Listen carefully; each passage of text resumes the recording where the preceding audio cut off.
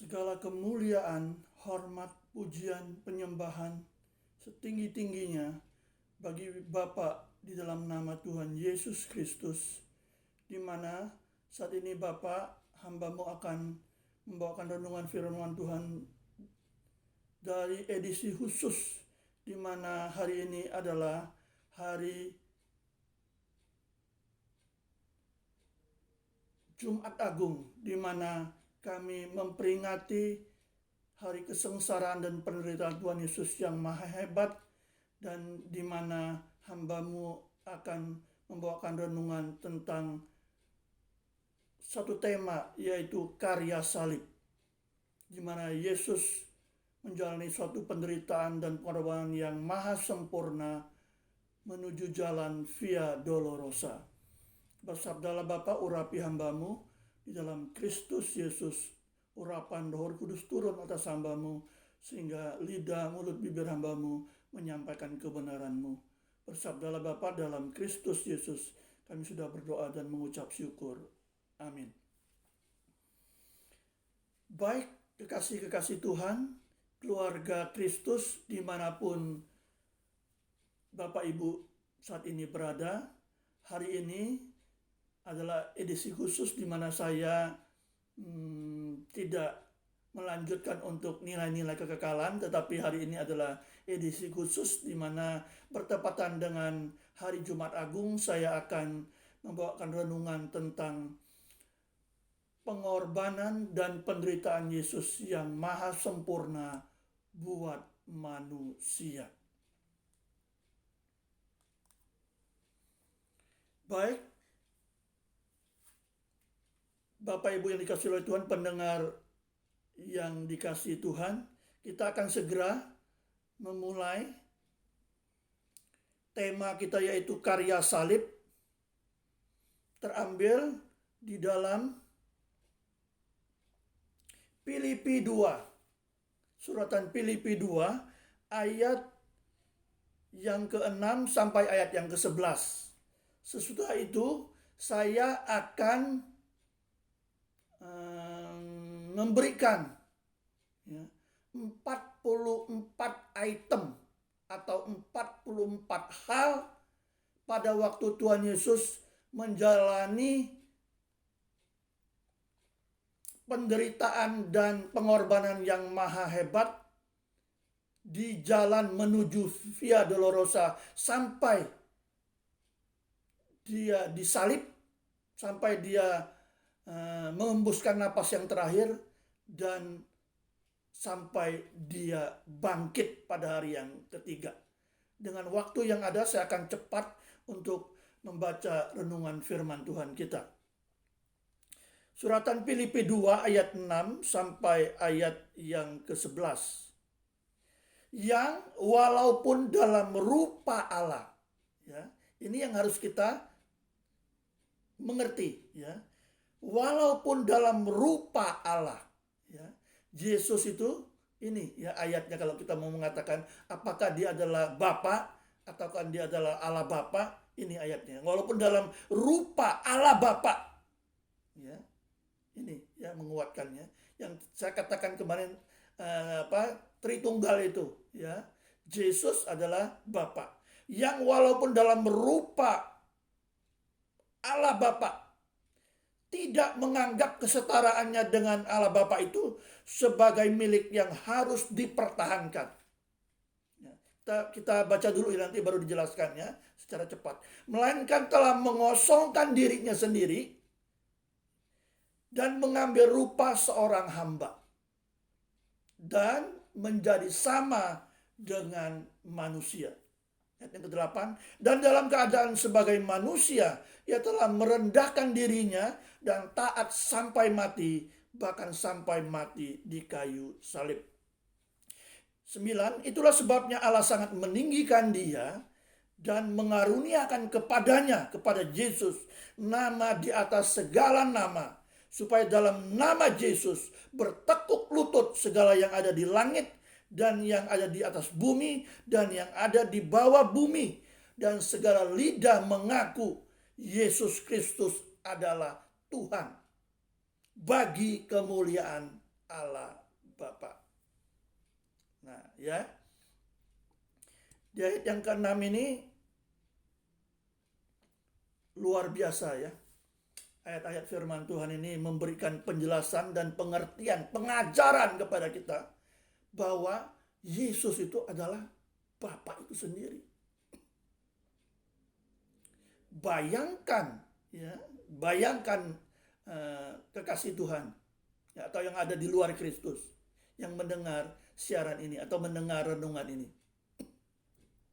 Bayangkan kalau Yesus sebagai Tuhan, dia duduk di sebelah kanan Allah Bapa. Dia tidak beranjak, dia tidak datang ke dunia ini. Ya.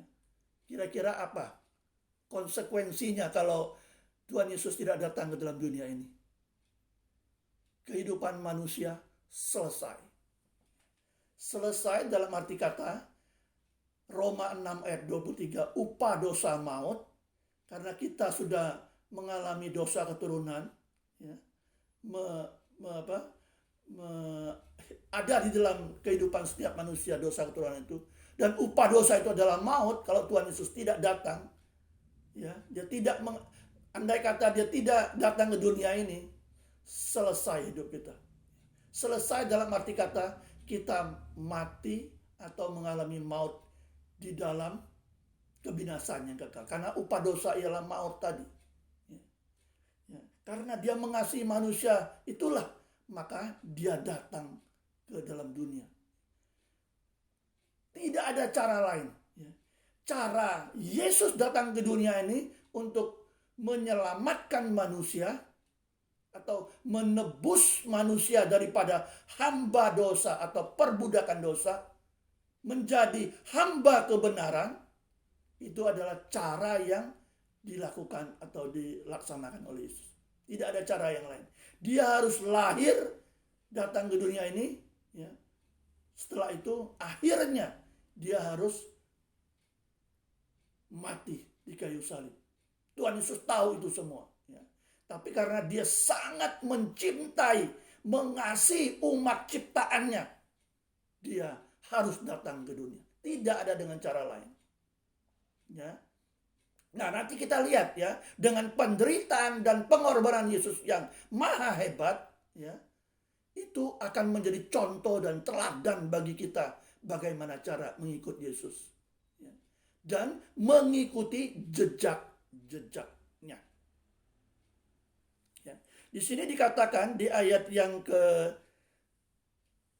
tidak menganggap kesetaraan dengan Allah. Dia setara dengan Allah, tapi dia tidak anggap kesetaraan dengan Allah itu sebagai milik yang harus dipertahankan. Dia tidak pertahankan.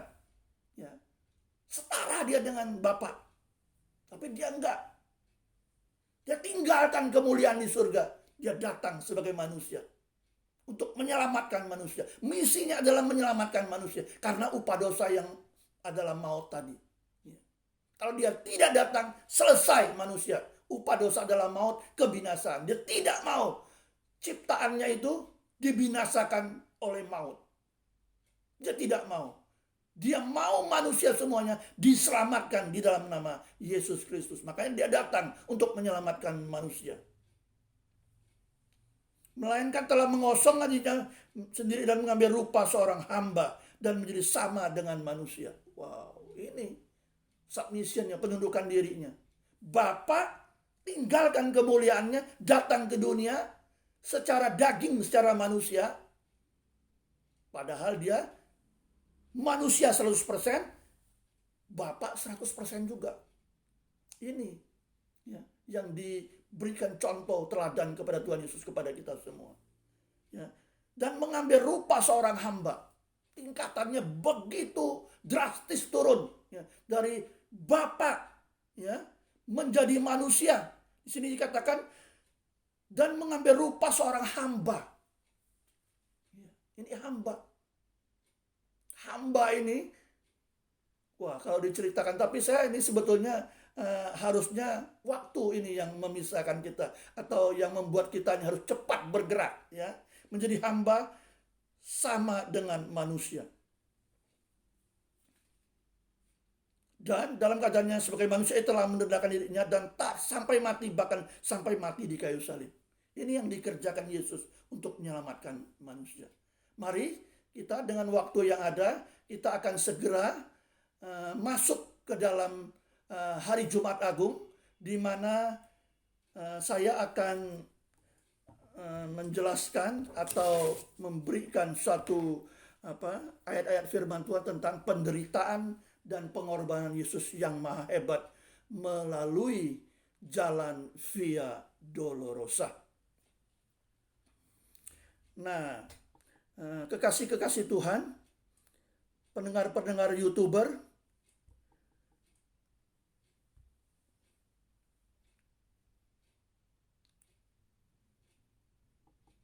ya, jadi pada waktu Tuhan Yesus sebelum dia mati di kayu salib, ya, atau dia dipaku di kayu salib, ya, inilah penderitaan-penderitaannya sebanyak, ya, yang saya rangkum, ya, dari keempat Injil, ya, Injil Matius, Markus, Lukas, Yohanes, keempat Injil tentang kesengsaraan Tuhan Yesus sampai dia mati di kayu salib, sampai dia bangkit. Ini saya rangkum, ya, 44 hal penderitaan yang maha hebat yang dialami oleh Yesus demi menyelamatkan manusia.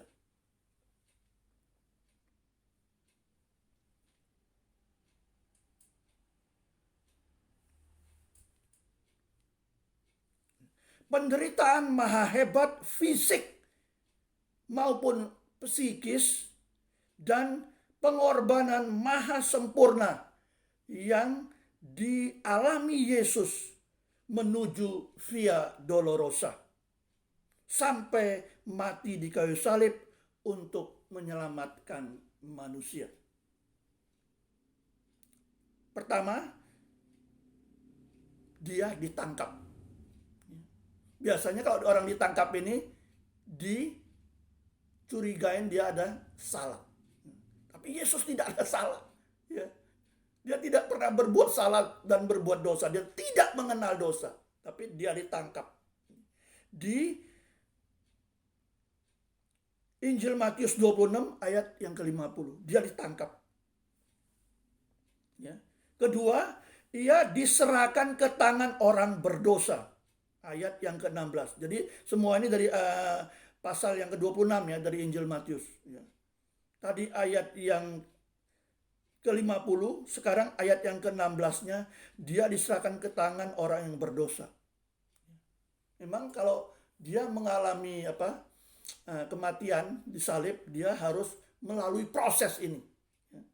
Ditangkap, ya, diserahkan ke tangan orang berdosa.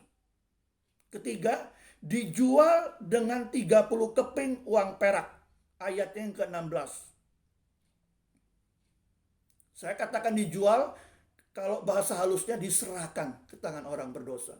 Ya. Tetapi karena itu ada bicara 30 uang perak, keping perak, itu Yesus dijual. Karena ada harganya itu, 30 keping uang perak. Ya. Ketiga. Ya. Keempat, ini yang menyerahkan dia ini, ya, adalah muridnya sendiri, Yudas Iskariot namanya, pengkhianat. Ya. Dia menjual Yesus kepada imam-imam besar, ahli Taurat, kepala bangsa Yahudi, kepala bait Allah, ya, dengan 30 keping uang perak. Itu penderitaan, ya. Keempat, ciuman maut oleh Yudas Iskariot. Ayat yang ke-49. Ya. Kita mengenal ada di dalam suatu kisah cinta, ciuman maut. Itu sebetulnya belum maut. Ya. Ciuman maut adalah ciuman Yudas Iskariot. Di mana setelah dia mencium Yesus, imam-imam kepala, prajurit-prajurit Romawi, ya, pengawal-pengawal bait Allah, ya, imam-imam kepala semua itu menangkap Yesus setelah dicium oleh Yudas Iskariot. Ini adalah ciuman maut.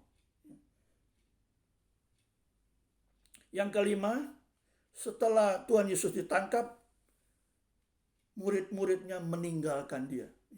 Ditinggal sendiri oleh murid-muridnya. Muridnya kocar-kacir. Jadi yang keenam, Yesus langsung dibawa ke hadapan Ananias, imam besar Kayafas. Sudah itu didakwah dengan saksi palsu. Jadi semuanya tuduhan-tuduhan daripada penangkapan Yesus ini adalah palsu semua, saksi-saksi dustanya itu. Sudah disediakan untuk menjerat Yesus supaya dihakimin dan dihukum. Didakwa dengan saksi palsu itu ada di ayat 59 dan 60 dari Matius 26 tadi. 7, mulailah Tuhan Yesus dihujat setelah penangkapan dan dibawa ke imam besar Kayafas. Ayat yang ke-65 dia dihujat. Ke-8, diludahi mukanya. Ayat 67a. Masih tetap di pasal 26 ya Matius ya. 8, diludahi mukanya. 9, ditinju. Ayat 67b. 10, dipukul. Ayat 67c. 11, disangkal Petrus 3 kali. Ayat 70, 72, dan 74. 12, dikhianati Yudas Iskariot. Ke-13, diolok-olok. Matius 27 ayat 29d. 14, ditelanjangi. Ayatnya yang ke-28. 15, dipakai mahkota duri. Mahkota duri menancap pada kepala Yesus, darah segar mengalir ke wajahnya. Ayat yang ke-29. 16, ditahan di bawah pengawasan tentara Romawi. Jadi Yesus yang tidak bersalah ya ditahan di bawah pengawasan tentara Romawi yang ketat. Ya, ini yang diterima ya, pengorbanan dan penderitaan Yesus yang maha sempurna. 17, diejek. Ayat yang ke-42. 18, dicela. Ayat yang ke-44. 19, Yesus bergumul seorang diri dalam doa di Taman Getsemani. Murid-muridnya tidur ngorok tidur. Ya, tidak kuat. Sampai 3 kali Yesus berjumpa dengan murid-muridnya. Tidak sanggupkah engkau bertahan beberapa saat untuk sama-sama berdoa dengan aku? Yesus berdoa lagi, mereka ngorok, tidur berat. Ya, 3 kali Yesus menegur mereka supaya berdoa, tapi mereka nggak tahan, ngorok tidur. Jadi Tuhan Yesus bergumul seorang diri dalam doa kepada Bapaknya supaya cawan itu dilalukan daripadanya, tetapi bukan kehendak Yesus, tapi melainkan kehendak Bapa. Di situ submission lagi, penunjukan Tuhan Yesus taat kepada Bapaknya sampai akhir hidupnya.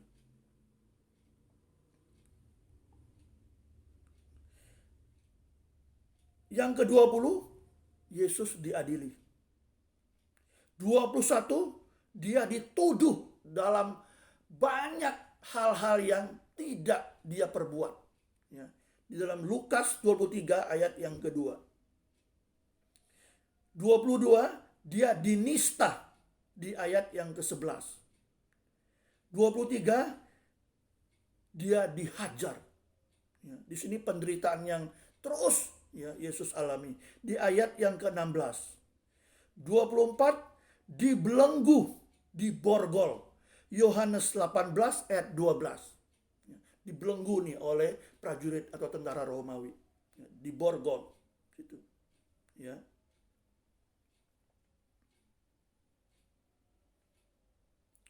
(25) ditampar. Ya, jadi Yesus mengalami begitu penderitaan dan siksaan yang maha hebat, ditampar ya. Ayat 22. 26 dia dianiaya. 27 dia dicerca. 28 dia dihina. Yesaya 53 ayat yang ketiga B. 29 dia direndahkan. Tadi ya, merendahkan diri sama seperti hamba. Hamba yang mengalami siksaan yang maha hebat. Direndahkan. 30 dianggap sebagai penjahat. Yohanes 18 ayat 30. Ya. Jadi imam-imam kepala, ahli-ahli Taurat ya, ini menyudutkan Yesus adalah sebagai seorang penjahat. Dia dianggap sebagai seorang penjahat. Orang yang tidak bersalah, yang tidak pernah mengenal dosa, dituduh dan dianggap sebagai penjahat. 31 Yesus disiksa. 32 Yesus tidak kuat ya, seperti mau mati rasanya. Matius 26 ayat 38 dan 39. Yesus sebagai manusia, 100% manusia, dia mengalami siksaan yang maha hebat ini. Secara fisik dia tidak kuat. Makanya di dalam ayat saya yang pertama atau kata-kata yang pertama adalah bahwa pengorbanan Yesus bukan fisik saja, tapi psikis atau kejiwaannya ya. Yesus tidak kuat seperti mau mati rasanya. Itu perkataan Yesus sendiri ya. 33 ia disesah ya. 34 dicambuk ya. Jadi disesahnya itu dengan dicambuk. Nah, kalau melihat cambukan Tuhan Yesus ini ngeri ya. Di ujung daripada kail cemeti tersebut ya, itu ada kail yang bisa merobek daging Yesus ya, pada waktu dia dipecut oleh cemeti tersebut ya. Jadi bisa dikatakan bahwa daging Yesus hancur semua ya, termasuk muka-mukanya ya. Hancur semua, dagingnya terangkat oleh kail atau pecut tersebut. Dan tentara Romawi itu ya, orangnya wah itu tegap-tegap ya, gemuk-gemuk itu, sekali mecut itu dagingnya terangkat habis dan darah mengalir sekujur tubuhnya ya. Ya. Jadi penderitaan ini maha hebat ya. Kalau kita nonton di film The Passion of the Christ, itu bisa kita saksikan ya. Tetapi kejadian itu sebetulnya belum 100% ya. 100%-nya adalah ya di ayat Alkitab ini ya. 34 dia dicambuk, 35 dia dibantai. Ya, seperti domba dibawa kepada pembantaian, dibantai habis-habisan oleh prajurit Romawi atau tentara Romawi. Itu bisa dibaca di Yesaya 53 ayat 7b. 36 dipaksa memikul salib. Darah udah habis ya. Dipecut itu ya oleh cemeti prajurit Romawi itu ya. Darah udah mengucur habis-habisan, bertetesan kemana-mana ya. Tapi masih dipaksa oleh tentara Romawi untuk memikul salib. Jatuh, bangun, pikul lagi, jatuh lagi ya. Sampai sudah tidak berdaya lagi. Itu ya siksaan yang maha hebat yang dialami oleh Yesus. 37 dipaku tangan dan kakinya.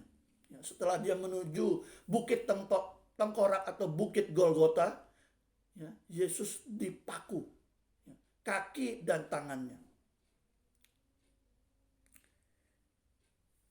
38 setelah dipaku di kayu salib ya, diberi sisa bekas anggur asam. Itu menandakan bahwa Tuhan Yesus pernah berkata, aku haus, tapi prajurit Romawi itu memberikan ini ya, bekas anggur asam ya, kepada Yesus. 39 disalib, tergantung antara bumi dan langit.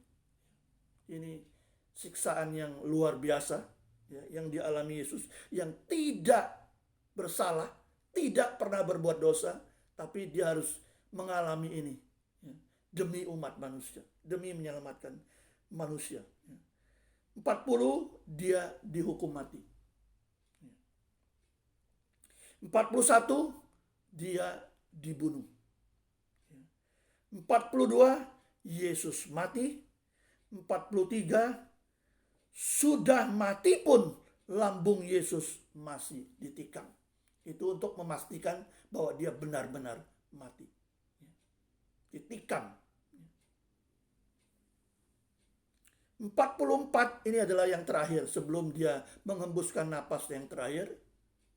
Darah segar. Jadi setelah ditikam lambungnya atau rusuk Yesus itu, darah segar dan air terakhir, ya, keluar dari tubuh Yesus. Dan pada saat itulah dia berseru kepada Bapaknya, sudah selesai. Dan dia menyerahkan nyawanya kepada Bapa di surga.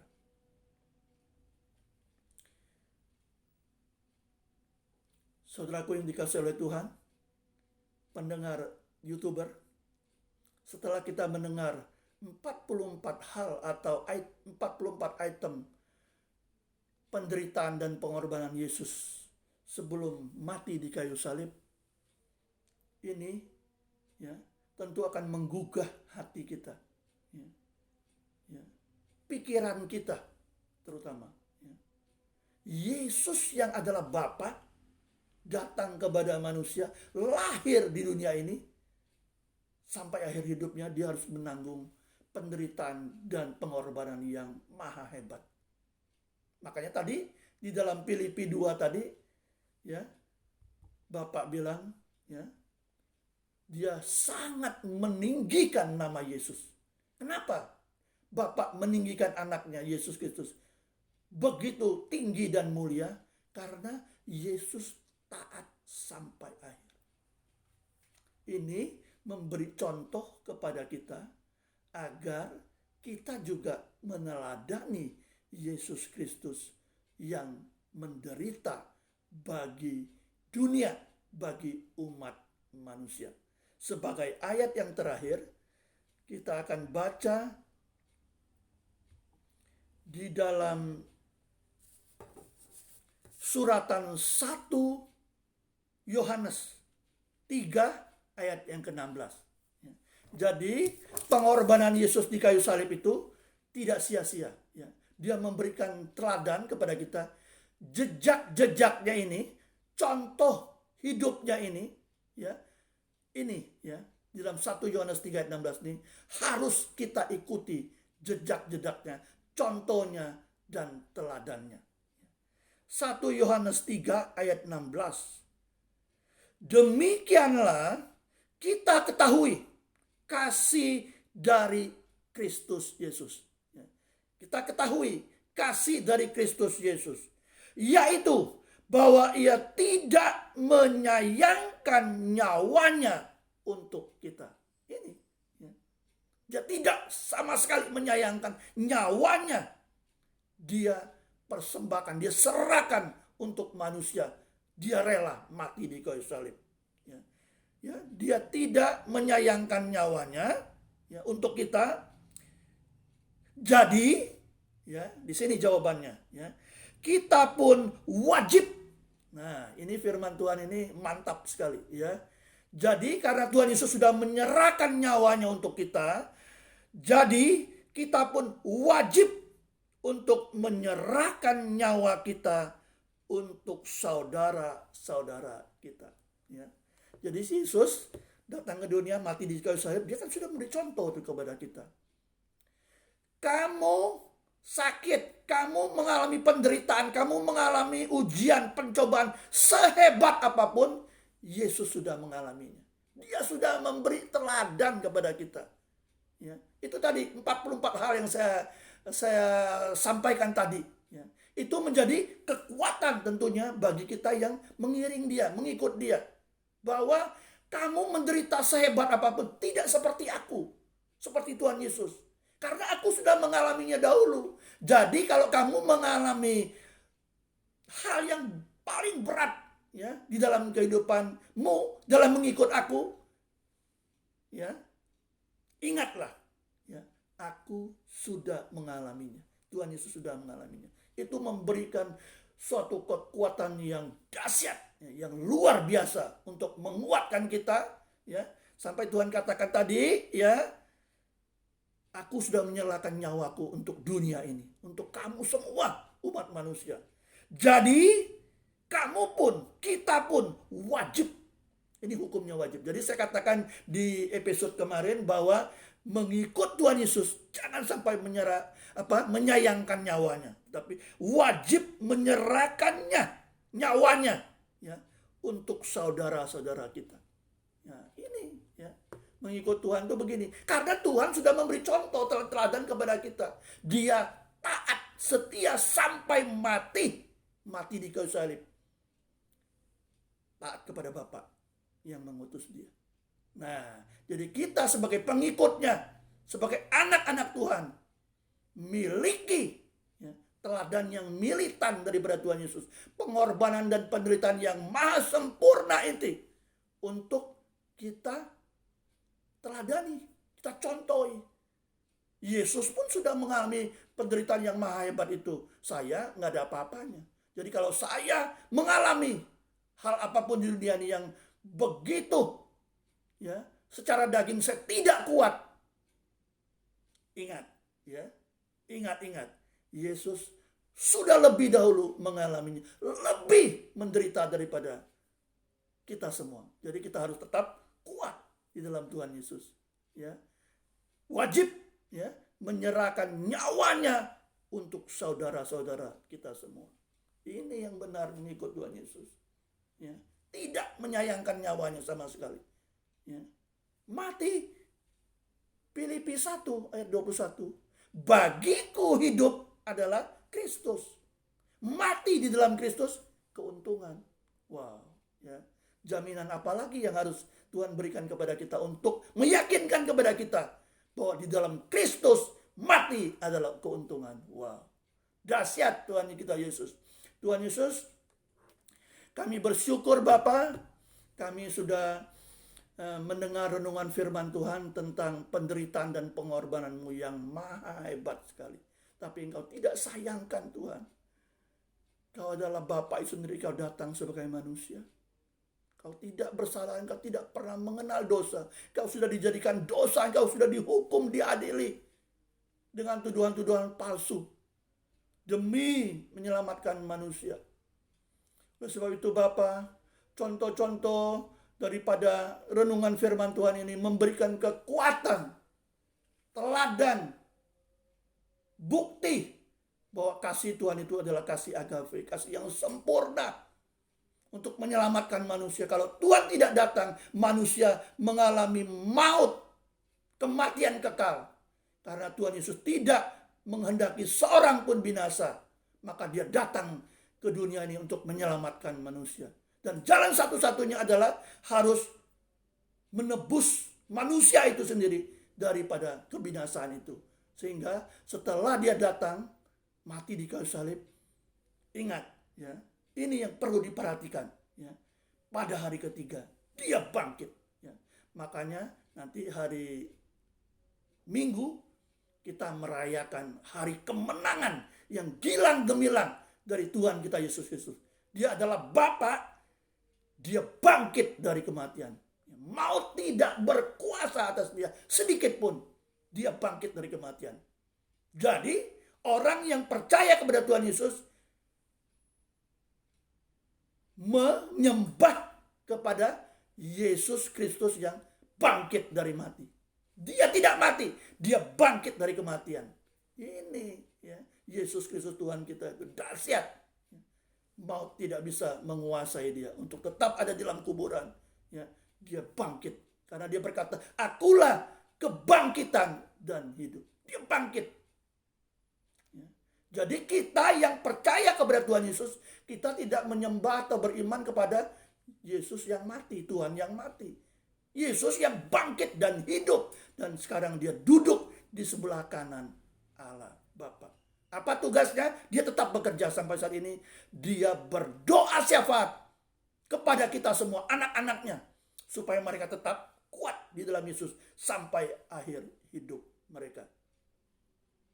Baik, kekasih-kasih Tuhan, pendengar-pendengar YouTuber yang saya kasih dalam Kristus Yesus, hanya waktulah. Saya ingin terus ya sebetulnya menyampaikan banyak ya renungan-renungan Tuhan, tapi waktulah ya yang memisahkan kita ya. Saya percaya dengan mendengar renungan ini ya, Bapak Ibu pendengar-pendengar YouTuber ya yang masih di luar Kristus ya, teliti seksama dengan seksama ya, renungkan ya apa yang saya bawa ini ya, yang saya sampaikan ini. Kiranya Roh Kudus mengurapi Bapak Ibu semua, terutama yang di luar Kristus. Yesus pun tidak menyayangkan nyawanya untuk kita, apatah lagi kita ya diminta oleh Tuhan Yesus supaya menyerahkan nyawa kita untuk saudara-saudara kita. Segala pujian, hormat, kemuliaan hanya bagimu Bapa di dalam Kristus Yesus. Kami sudah berdoa dan mengucap syukur. Amin. Baik, kekasih-kasih Tuhan, keluarga Kristus, keluarga kerajaan sorga. Ya agak gitu panjang ya hari ini, lebih daripada 30 menit, tapi tolong simak ya, tolong dengar dan ambil respon supaya kita tetap kuat di dalam Tuhan. Apapun yang terjadi, nyawa kita taruhan ikut Tuhan Yesus, kita tetap ikut Yesus. Sekali Yesus, tetap Yesus sampai akhir hidup kita. Sampai ketemu di hari Minggu atau hari Minggu yang akan datang. Sampai berjumpa kembali. Tuhan Yesus memberkati kita semua. Shalom.